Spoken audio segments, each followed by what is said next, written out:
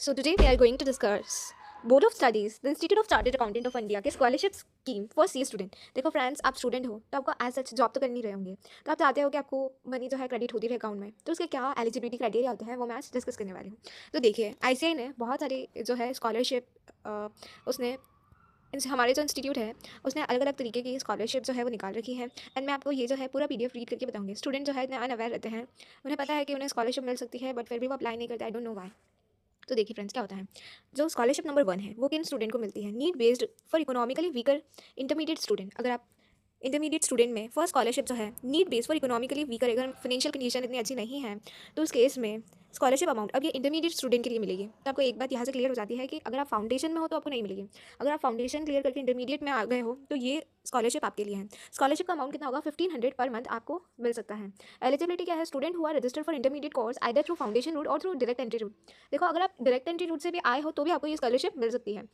But इसमें आपको क्या क्राइटेरिया होना चाहिए? अगर आपकी जो इनकम है of parent should not be more than 3 lakh rupees per annum. But देखिए, अगर आपके पेरेंट्स की इनकम 3 लाख पर एनम से ज़्यादा नहीं होनी चाहिए तो ही उस केस में आपको ये स्कॉलरशिप मिलेगी। एंड उसके अलावा आपको ये बात भी जानने की ज़रूरत है कि देखो, आप इंटरमीडिएट के लिए रजिस्टर करा दोगे उसके बाद ही आपको ये स्कॉलरशिप मिलेगी। ऐसा ही क्राइटेरिया फाइनल में भी आता है। तो ये स्कॉलरशिप सिर्फ और सिर्फ तभी मिलेगी जब आप इंटरमीडिएट के लिए रजिस्ट्रेशन करा चुके हो, या फिर चाहे आप फाउंडेशन क्लियर करके आए हो या फिर डायरेक्ट एंट्री रूट से आए हो, बट आपका कंडीशन ये है कि आपने रजिस्ट्रेशन करा दिया होना चाहिए इंटरमीडिएट का, और जो इनकम ऑफ पेरेंट है वो 3 लाख से ज़्यादा नहीं होनी चाहिए। उसके बाद देखिए, अब पीरियड ऑफ स्कॉलरशिप कब तक मिलेगी?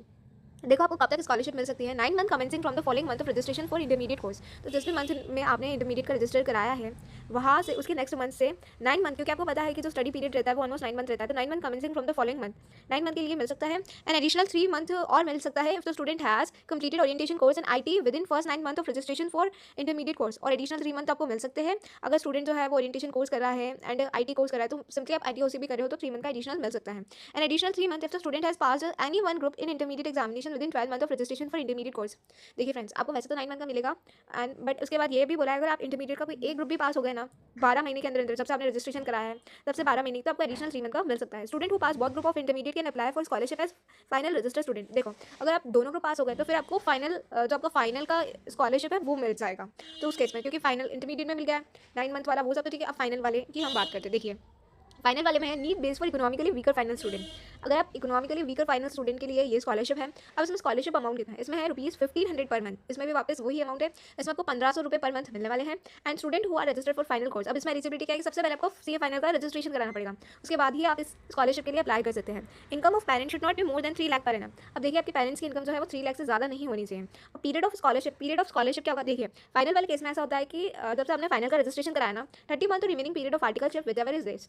तो इसमें ऐसा होता है कि 30 मंथ, एक तो आपको 30 महीने तक स्कॉलरशिप आती रहेगी, यानी कि 30 महीने आप कैलकुलेट कर पा रहे हो 30 महीने कितनी स्कॉलरशिप होती है? 1500 पर मंथ फॉर 30 मंथ्स। तो कितना लमसम अमाउंट आपके पास इकट्ठा हो सकता है? आप इससे अपनी क्लासेस वगैरह भी ले सकते हैं। एक बार आपने फाइनल का रजिस्ट्रेशन करा लिया, देखो 15 थ्री कितना होता है? 45 और 1 2 3, समझ आ रहा है? 15 थ्री 45 और 1 2 3, यानी कि 45,000 का अमाउंट आपके पास आ जाएगा इजीली। अगर आप आपका आर्टिकलशिप चल रहा है या फिर आपने फाइनल का रजिस्ट्रेशन करा दिया है, मतलब एंड जितना रिमेनिंग आपका आर्टिकलशिप बचा है या फिर आपका जो 30 मंथ्स है इनमें से जो भी लेस होगा उसके अकॉर्डिंग आपको मिल जाएगा। तो इट्स अ गुड अमाउंट। और यहाँ पे भी अगर आप इंटरमीडिएट का रजिस्ट्रेशन करा देते हैं तो 1500 फॉर 9 मंथ तो फॉर श्योर मिलने ही वाला है। तो 15 ऐसा कितना होता है? 15 ऐसा 135 और 20, यानी कि 13,500 तो ये हो गए हैं। और उसके अलावा अगर 3 मंथ का और मिल जाता है तो बोनस है आपके लिए। अब देखिए, अब इसमें आ जाता है हम मेरिट कम नीड बेस्ड स्कॉलरशिप। मेरिट कम नीड बेस्ड स्कॉलरशिप में क्या होता है? यहाँ पे स्कॉलरशिप अमाउंट जो है आपका 2000 पर मंथ है। और अगर आप rank holder of intermediate examination other than those covered under merit scholarship, और अगर आप इंटरमीडिएट के रैंक होल्डर हो तो आपको 2000 पर मंथ मिल सकता है। Student must register for final course before making application. देखो, इसमें भी यही है कि आपको स्टूडेंट मस्ट फाइनल कोर्स के लिए रजिस्ट्रेशन करना तो जरूरी है। और जो इनकम है पेरेंट्स की वो 3 लाख से ज़्यादा नहीं होनी चाहिए। एंड पीरियड ऑफ स्कॉलरशिप है 30 मंथ और remaining period of articleship whichever is less, तो अकॉर्डिंगली यहाँ पे आपको मिल जाएगा। बस वहाँ पे जहाँ 1000 मिला था यहाँ पे 2000 मिल जाएगा। अब देखिए, अब इसमें क्या स्कॉलरशिप अमाउंट ये है, हमारा स्कॉलरशिप अमाउंट मिलेगा 2500 पर मंथ। अब इसमें एलिजिबिलिटी क्या है? इसमें एलिजिबिलिटी है rank holders of intermediate examination whose name appear at. अगर आपकी अगर देखो 1 से लेकर 10 तक की रैंक है and in case rank at 10 से कंटिन्यू है further rank 11 12 and so on, then all such rank holders को मिल सकती है। Student must register for final course before making application. आपको फाइनल कोर्स तो आपको फाइनल कोर्स के लिए तो रजिस्ट्रेशन करना ही है। And period of scholarship over 30 months और remaining period of articleship whichever is less. देखो फ्रेंड्स, आपको यहाँ पे एक चीज़ बहुत क्लियरली दिखाई दे रही होगी, यहाँ पे इनकम का कोई क्राइटेरिया नहीं है। स्कॉलरशिप नंबर 4 में मेरिट स्कॉलरशिप, अगर आपकी 1 से लेकर 10 तक या फिर 11 12 या फिर ऐसी रैंक आती है तो उस केस में and so on then all such rank holder को स्कॉलरशिप मिलेगी। एक तो अमाउंट ज़्यादा है 2500 पर मंथ, काफ़ी अच्छा अमाउंट है एज अ स्कॉलरशिप का हम बात करें तो। और यहाँ पे कोई इनकम का भी क्राइटेरिया नहीं है, तो ये मेरिट स्कॉलरशिप है। और मेरिट कम नीड बेस्ड स्कॉलरशिप में इनकम का क्राइटेरिया है। स्टूडेंट कैन अप्लाई कर सकते हैं online any time for the, देखो आपको एसएसपी से अप्लाई करना है स्कॉलरशिप, वहाँ पे एक पर्टिकुलर टैब बना होता है स्कॉलरशिप का, आपको वहाँ पे मिल जाएगा। आप वहाँ देखोगे तो by logging at self service portal, ये इस लिंक से आप जा सकते हैं। In case of any clarification आप कॉन्टैक्ट भी कर सकते हो, ईमेल भी कर सकते हो अगर आपको फर्दर कोई डाउट हो तो देखो ये सारी प्रोसेस है। तो आपको ये जो 4 स्कॉलरशिप है इंस्टीट्यूट की तरफ से from the Institute of Chartered accountant, I think वो बहुत ज़्यादा क्लियर हो चुका है। स्कॉलरशिप स्कीम जो है हमारी फॉर सीए स्टूडेंट के लिए, एक तो 3 स्कॉलरशिप तो basically need based economically weaker section के लिए, और 4th वाली जो है मेरिट स्कॉलरशिप है। तो अगर आप इंटरमीडिएट की तैयारी कर रहे हैं तो आपको मैं अब ये बोलना चाहूँगी, अगर आपकी फर्स्ट से लेके फर्दर इसमें बहुत ज़्यादा क्लैरिटी से तो नहीं दे रखा है, पर 1 से लेकर 10 तक रैंक आ जाती है या फिर 11 12 एंड और सो ऑन, या तो 20 तक है, आई डोंट नो इसमें पूरा कैसे है। बट आपको देखो इतना अमाउंट जो है आपको पर मंथ मिलने लगेगा तो आपकी काफ़ी ज़्यादा प्रॉब्लम सॉल्व हो सकती है। आप काफ़ी ज़्यादा चीज़ें जो है मैनेज कर सकते हो अगर आपकी रैंक वगैरह आती हैं तो काफ़ी बेनिफिशियल है। हम कोशिश तो ज़रूर करेंगे, अगर आ जाए तो आपके लिए काफ़ी ज़्यादा बेनिफिशियल होगी।